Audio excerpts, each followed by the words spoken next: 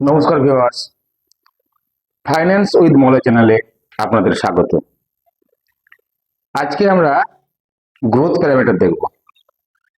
আগের আগের পর্বে আমরা বলেছিলাম, ধরুন কোনো কোম্পানির সেলস 1 লাখ টাকা, তার সমস্ত খরচ, অপারেশনাল খরচ 40,000 টাকা, অপারেটিং প্রফিট 60,000 টাকা। যদিও বলেছিলাম অপারেটিং প্রফিট এটাকে ধরে না, ধরে এবিট কে। যাই হোক, আমি এটাকে অপারেটিং প্রফিট ধরেছি কারণ ডেপ্রিসিয়েশন এন্ড অ্যামর্টাইজেশন ডাইরেক্ট ক্যাশের মধ্যে পড়ে না, অপারেশনাল ক্যাশের মধ্যে পড়ে না, তাই আমি এটা ধরেছি। তো হিসাব করেছিলাম, এবিটা হয়েছিল 60,000 টাকা, তাহলে অপারেটিং প্রফিট মার্জিন 60%, আগের ভিডিওতে বলা আছে। এইভাবে আমরা আমরা ইপিএস বার করেছিলাম। ইপিএস কি করেছিলাম? প্রফিট আফটার ট্যাক্স থেকে ডিভিডেন্ড বাদ দিয়ে তাকে টোটাল নাম্বার অফ শেয়ার্স দিয়ে ভাগ করেছিলাম। করে আমরা পেয়েছিলাম পিই পেয়েছিলাম, ইপিএস পেয়েছিলাম, ইপিএসটি পেয়েছিলাম 0.33। সেখান থেকে এই কারেন্ট প্রাইস আমাদের পিই বার করেছিলাম, বর্তমানে ওই শেয়ারটির যে দাম তাকে ইপিএস দিয়ে ভাগ করলে আমরা পেয়েছিলাম পিই। পিই ছিল আমাদের 30। বেশ, এবার দেখুন গ্রোথ কি করে দেখবো। ধরুন ওই কোম্পানিটি এবার সেলস করলো 1,20,000 টাকা। ঠিক আছে, আগে সেলস ছিল 1 লাখ, এখন হলো 1,20,000। এক্সপেন্সেস ছিল 40,000, এখানে হলো এক্সপেন্সেস 41,000। এই জিনিসটিকে ভালো করে লক্ষ্য করুন। আগে 1,40,000, এবার কিন্তু 1,20,000, 20,000 টাকা সেলসে 41,000 টাকা, মাত্র 1,000 টাকা বেশি খরচা হলো। কেন? বুঝে শুনুন। ধরুন যখন এই উৎপাদনটি হয়, এই গুডসটি বা সার্ভিসটি, তখন যে ইনফ্রাস্ট্রাকচার দরকার ছিল, অফিস, চেয়ার, টেবিল, হ্যাঁ, যেগুলো আর কি দরকার ছিল, বা লেবার দরকার ছিল, তাদের উৎপাদন ক্ষমতা অনেক বেশি ছিল। ততটা উৎপাদন কিন্তু তখন করিনি। এখন যখন 1,20,000-এর উৎপাদন করছি, তখন কিন্তু আমার মেশিনারিও বেশি লাগছে না, আমার লেবার কস্টও বেশি লাগছে না। ওই একই ইনফ্রাস্ট্রাকচারে আমি আরো বেশি উৎপাদন করতে পারছি, এবং মাত্র আমার ধরুন হয়তো ওই যে মালটা তৈরি করবো তার কাঁচা মালের ধরুন হয়তো 1,000 টাকা বেশি লেগেছে। তাহলে কি হলো? ওই 1,00,000 টাকার সেলসে যে খরচা হলো, 1,20,000 টাকা সেলসেও এক্সপেন্সেস প্রায় একই হলো। কারণ কি? কারণ আমার আগে থেকে আমার ইনফ্রাস্ট্রাকচার রেডি ছিল, অফিস, মাল, লেবার, কর্মচারী সব রেডি ছিল। তাহলে আমরা কি পেলাম? খরচের উপরে আমরা অনেক সুবিধা পেলাম। এইটি কি বলা হয়? Operating leverage. ভালো কোম্পানি যখন কোনো এক্সপেনশন করে, যখন ব্যবসাটাকে বাড়ায়, তখন তারা ইনফ্রাস্ট্রাকচারটি তৈরি করে, যে ডেপ্টি নেক বা যাই করুক, বা তার লভ্যাংশ থেকে করুক, যে ইনফ্রাস্ট্রাকচার তৈরি করে, ক্যাপেক্স করে, সেই ক্যাপেক্সের ফল কিন্তু দুটো, একটা, তিনটে, চারটে কোয়ার্টার পরে পাওয়া যায়। তো এখানেও পাওয়া গেল 1,00,000 টাকা, 1,20,000 টাকা, কিন্তু খরচটি প্রায় একই থাকলো। এটাই হচ্ছে ম্যাজিক অফ অপারেটিং লিভারেজ। বেশ, তো অপারেটিং প্রফিট ছিল 60,000 টাকা, এখন হলো দেখুন 79,000 টাকা। অপারেটিং লিভারেজ পাওয়ার জন্য আমাদের লাভটি বেশি হলো। অপারেটিং প্রফিট মার্জিন 60%, যদি হিসাব করেন তখন দেখবেন অপারেটিং প্রফিট মার্জিন আমাদের 65%। বেশ, এবিটা ছিল 60,000, এবিটা হলো আমাদের 79,000। ডেপ্রিসিয়েশন অ্যামর্টাইজেশন ছিল 6,000, এখানে 6,000। তাহলে এবিট ছিল 54,000, এখানে এবিটটি হলো 73,000। এবিটটি অনেক বেড়ে গেল। ইন্টারেস্ট ট্যাক্স ধরে নিয়েছি, দেখুন এই ট্যাক্সটি কিন্তু ইন্টারেস্টটিকে মাইনাস করার পরে হবে। আমি তো ডাইরেক্ট এই টাকা এবিটের উপরে তো ইন্টারেস্ট ট্যাক্স ধরে নিয়েছি, ট্যাক্সটি কিন্তু এই ইন্টারেস্টটি মাইনাস করে যদি থাকবে তারপর ট্যাক্স হবে। কিন্তু আমি যেহেতু একটা এভারেজে 10-20,000 টাকা আমি ধরে নিচ্ছি, যেহেতু আমি একসঙ্গে করে দিয়েছি, যদিও এটা ম্যাথামেটিক্যালি ঠিক নয়, তবুও আমি একটা মোটামুটি বোঝাতে চাইছি। আমি জাস্ট আপনাদেরকে এটা দিতে চাইছি, সেই ধারণাটা দিতে চাইছি। তো এই ইন্টারেস্ট 19,000, এখানে 19,000, এখানে তাই ট্যাক্সটি বেশি লাগবে, যেহেতু এবিটটা বেশি, ট্যাক্সটি বেশি লাগলো এখানে। এই 19,000 বাদ দিলাম, এখানে কত বাদ যাচ্ছিল আমার? 25,000, 10,000, 15,000, 25,000 বাদ যাচ্ছে ইন্টারেস্ট ট্যাক্স। তাহলে এখানে প্যাকটি হলো 35,000, এখানে প্যাকটি হলো 48,000। দেখুন মাত্র 20,000 টাকা বেশি সেলস করে প্যাট কত বাড়ছে। এটা হচ্ছে অপারেটিং লিভারেজের মজা। এবার আমরা জানি ইপিএস সমান PAT minus dividend by number of shares. এখানে বললাম ইপিএস 35,000, ডিভিডেন্ড দিয়েছি 5,000 টাকা বাদ দিয়েছি, 48 থেকে 5 বাদ দিলে 43 হয়। নাম্বার অফ শেয়ার ভাগ করলাম, ইপিএস পেলাম 0.43। আগে আমাদের ইপিএস ছিল 0.33, এখন আমাদের EPS 0.43।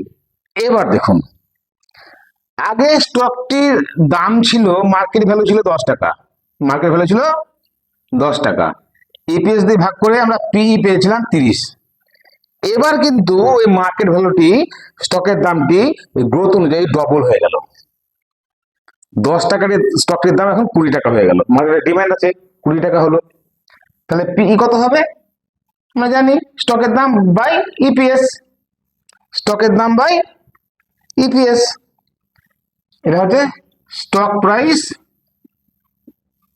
Minus dividend by, sorry আমি ইপিএস কি করছি, আমি স্টক প্রাইস বাই ইপিএস, এটা আমরা করছি পিই। স্টক প্রাইস 20 টাকা, ইপিএস 0.43, এটা করে হচ্ছে 46.51, বা আমি এটাকে রাউন্ড ফিগারে বলা 47। এখানে পি কত ছিল?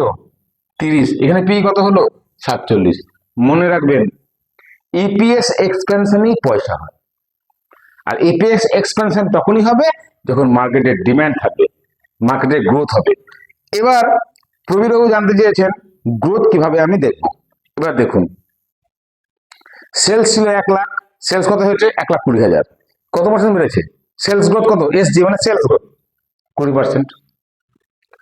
ওপিএম ছিল 60%, ওপিএম হলো 65%। কত পার্সেন্ট ওপিএম বললো? 5%। আমি রাফ করে বোঝাতে চাইছি, আমি এই ওপিএমটাকে আবার পার্সেন্টেজ ওয়াইজ বার করতে হবে, আমি জাস্ট শুধু 60 আর 65 থেকে বিয়োগ করে 5%, তো ওপিএম 5% বললো। এইবার এবিটটা কত ছিল? এবিট ছিল, এবিটটা ছিল 60,000, এবিটটা হয়েছে 79,000, মানে 60,000-এ 19%, 19,000 বেড়েছে, তাহলে 100 বেড়েছে আপনার 31%। এবিটটা বাড়লো 31%। বুঝতে পারছেন কোম্পানির গ্রোথ? সেলস বাড়ছে, অপারেটিং প্রফিট মার্জিন বাড়ছে, এবিটটা মার্জিন বাড়ছে, ইপিএসও বাড়ছে। আগে কত ইপিএস ছিল? 0.33, এখন ইপিএস কত? 0.43। আগের বার ছিল 0.33, এই বছরে 0.43। তাহলে কি আমরা বিয়োগ করে করবো? এখানেই মজা। ইপিএস গ্রোথটি কিন্তু বিয়োগ করে করা হয় না। কেমন করে করা হয় দেখুন, ইপিএস গ্রোথটা হবে বর্তমানে present EPS minus previous EPS. Present EPS কত? 0.43, প্রিভিয়াস ইপিএস কত? 0.33 by present EPS. Present EPS কত? প্রেজেন্ট ইপিএস 0.43, বর্তমানের ইপিএস আগেকার ইপিএস বাই বর্তমানের ইপিএস, তাকে 100 দিয়ে গুণ, মানে পার্সেন্টেজ করছি আমরা। তাহলে দেখুন 0.43 এখনকার, আগে ছিল 0.33, বিয়োগ করলে হলো 0.10, আর বর্তমানে হচ্ছে 0.43, ভাগ করলাম বলতে 100, হিসাব করলে পাবেন 23%। এইটা হচ্ছে ইপিএস গ্রোথ। ইপিএস গ্রোথ কত হলো? 23%। Sales growth 20%, operating profit margin 5% বাড়লো, এবিটটা 31% বেড়ে গেল। ইপিএস গ্রোথ কত হলো? ইপিএস গ্রোথ হলো 23%। এইবার এইখানে পিটার লিঞ্চ এটিকে খুব ভালো করে ব্যবহার করেছেন জীবনে। পিটার লিঞ্চ এটাকে একদম, এটার উপরে মাস্টারি করেছিলেন। দেখুন পিইজি করার সময় এই PEG profit earning growth, profit earning growth, হ্যাঁ। তো এই পিইজি যখন বার করবেন, এই পিইজিকে আপনি বর্তমানের যে প্রেজেন্ট পিই, এই প্রেজেন্ট পিই যেটা হলো কত? প্রেজেন্ট পিই কত? এই 47। এই 47টাকে আপনি লিখলেন, এটাকে ইপিএস যে গ্রোথ, এই যে 23%, 31% ইপিএস গ্রোথ, এটাকে দিয়ে ভাগ করবেন বর্তমানের ইপিএস গ্রোথ দিয়ে। তাহলে এই 23% ইপিএস গ্রোথ, বুঝতে পারছেন? তাহলে এই 47 বর্তমানে পি, তার সঙ্গে বর্তমানে পি 47, হ্যাঁ, তার সঙ্গে ইপিএস গ্রোথ 23, এই 47কে 23 দিয়ে ভাগ করলেন, পাওয়া গেল 2.04 বা 2। অ্যাভারেজ আপনার পাওয়া গেল অ্যাভারেজ 2। এবার দেখুন, অনেকে বলে পিজি 1 বা 1-এর কম হলে খুব ভালো হয়। আচ্ছা বলুন তো, যদি পিজি 1-এর কম কখন হবে? আমাদের সেলস বাড়ছে, অপারেটিং প্রফিট মার্জিন বাড়ছে, আমরা অপারেটিং লিভারেজ পাচ্ছি, অটোমেটিক্যালি আমাদের এবিট বাড়ছে, প্যাট বাড়ছে, ইপিএসও বাড়বে, পিও বাড়বে, ডিমান্ডও বাড়বে। ডিমান্ড বাড়লে তো পি বা এক্সপেনশন হলে, ইপিএস এক্সপেনশন হলে পিজিও অটোমেটিক্যালি এক্সপেন্ড হয়ে যাবে। শুনুন, যারা ভ্যালু ইনভেস্টিং করেন তারা মাফ করে, তাদেরকে আমি আঘাত দিতে চাইছি না, তাদেরকে আমি অপমান করতে চাইছি না, সেই স্পর্ধা আমার নেই। কিন্তু আপনি একটু ভেবে দেখুন তো, যদি মার্কেটের পি, ইপিএস, পিইজি কমে যায়, শেয়ার মার্কেট ক্যাপচার করতে পারছে না, তার সেলস কমে যাচ্ছে। তো আমি ব্যক্তিগতভাবে, যেহেতু আমি গ্রোথ ইনভেস্টিং করি, সেহেতু এগুলো দেখি। আর একটি বেশি বিষয় আছে, সেটি হলো আপনার আরওই, আরওসি। দেখুন, আমি আগে বলেছি অত ক্যাচনিতে আমি যাব না আপনার ফাইন্যান্সের। আমি সংক্ষেপে বলার চেষ্টা, আমি কনসেপ্টটা দেওয়ার চেষ্টা করছি। ধরুন, কোম্পানির যে টোটাল অ্যাসেট, সেখান থেকে যদি আপনি লাইবিলিটিস বাদ দেন, যেটি পড়ে থাকবে সেটি হচ্ছে আপনার ইকুইটি। আপনার প্যাটকে ইকুইটি দিয়ে ভাগ করলে আপনি পেয়ে যাবেন আরওই। এবার যে ইকুইটিটি পেলেন, তার সঙ্গে আপনি লং টার্ম লাইবিলিটিকে যোগ করবেন, সেটি যেটা পাবেন, কি বললাম, যেটি ইকুইটি পেলেন তার সঙ্গে লং টার্ম লাইবিলিটি যোগ করবেন, যে অ্যামাউন্টটি পাবেন বা যেটি পাবেন সেটিকে আপনি প্যাট নয়, আপনি সেটিকে আপনি ওই এবিটকে, কারণ ওখানে তো আপনার ইন্টারেস্টই আছে, আপনার লোনটি আছে, লোনের ইন্টারেস্টই তো আপনার এবিটে আছে, এবিটকে আপনি equity plus long term liability দিয়ে ভাগ করবেন, পেয়ে যাবেন আরওসি। দেখুন, এই সবসময় আপনি আরওই হিসাব করছেন প্রতি কোয়ার্টারে প্রতিদিন, তাহলে আপনি ইনভেস্টিং করতে পারবেন না। তো এগুলো আপনি ইয়ার অন ইয়ার দেখবেন, বা যে কোয়ার্টার দেখছেন আগের বছর সেই কোয়ার্টারের সঙ্গে তুলনা করবেন। এগুলো অ্যাকচুয়ালি আপনি কলে আপনি পেয়ে যাবেন, আপনি পিপিটিতে পেয়ে যাবেন, আপনাকে হিসাব করার প্রয়োজন নাই। স্ক্রিনারেও দিয়ে দেয়, আপনি লিখলে পরে স্ক্রিনারে দিয়ে দেবে। সবসময় যদি হিসাব করেন ইনভেস্টিং কখন করবেন, অত ভয় পেলে তো হবে না, একটু গাটস লাগবে দাদা। তো আমি আমি কি দেখবো, সেলস বাড়ছে কিনা, অপারেটিং প্রফিট মার্জিন বাড়ছে কিনা, অপারেটিং লিভারেজ কোম্পানি বাড়ছে কিনা, কোম্পানি প্রতি মুহূর্তে তার এক্সপ্যানশন করছে কিনা, বিজনেস এক্সপ্যান্ড করছে, ক্যাপেক্স করছে কিনা, তার ফল কি হতে পারে, তার প্যাট কত পার্সেন্ট বাড়লো, তার এবিটটা কত পার্সেন্ট বাড়লো। দেখুন, যত আপনার ইপিএস বাড়বে, পিই বাড়বে, এক্সপ্যানশন হবে, আপনার পয়সাটি তত বাড়বে। আপনি গ্রোথ কোম্পানির সঙ্গে যাবেন, গ্রোথ কীভাবে দেখায় দেখতে হয়, বুঝতে পারলেন নিশ্চয়। সেলস গ্রোথ হচ্ছে কি, অপারেটিং প্রফিট মার্জিন পাচ্ছে কি না, অপারেটিং প্রফিট মার্জিন কত বাড়লো, এবিটটা কত পার্সেন্ট বাড়লো, প্যাট কত পার্সেন্ট বাড়লো, ইপিএস বাড়ছে কি না, আরওই বাড়ছে কি না, আরওসি দেখার সময় অনেকে আরওসি দেখেন, হ্যাঁ, বলুন না আরওর মধ্যে ঘাপলা করা যায়, সেটি দেখার জন্য আপনাকে ক্যাশ ফ্লো স্টেটমেন্ট দেখতে হবে। এরপরে আমি ক্যাশ ফ্লো স্টেটমেন্ট করাবো। তো বোঝাতে পেরেছি আপনি গ্রোথ কীভাবে দেখবেন, এবং গ্রোথের সঙ্গে থাকবেন, গ্রোথের সঙ্গে থাকুন, নিজেরও গ্রোথ করুন, সামনের দিকে এগিয়ে যান, চলুন একসঙ্গে আমরা ইনভেস্টিং শিখি। আশা করি বোঝাতে পেরেছি।